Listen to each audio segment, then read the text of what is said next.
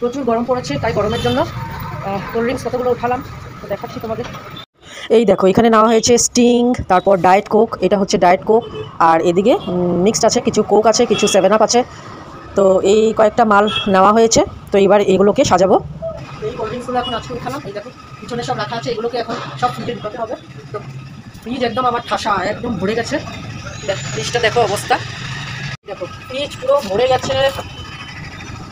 আমুল কুল, ওআরএসএল সব ভরে গেছে। এবার এই যে আরও পড়ে আছে, এদিকে কিছুটা এখানে রেখেছি, কোথায় রাখবো ভেবে পাচ্ছি না, পুরো ভরা। আর এদিকে এত 3 পেটি মাল এসেছে, এগুলো কোথায় রাখবো জানি না।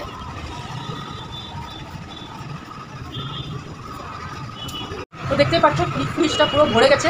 এবার বাইরে 3 পেটি মাল এসেছে, কোল্ড ড্রিঙ্কস এসেছে, সেগুলো আমি এখানে রাখবো। জানি না জায়গা তো হবে না, দেখতেই পাচ্ছ পুরো ভরে গেছে, একদম পুরো ভর্তি। তো দেখি কোথায় রাখা যায়, কিছু বাইরে রাখবো, কিছু ঢুকিয়ে দেবো। তো চলো।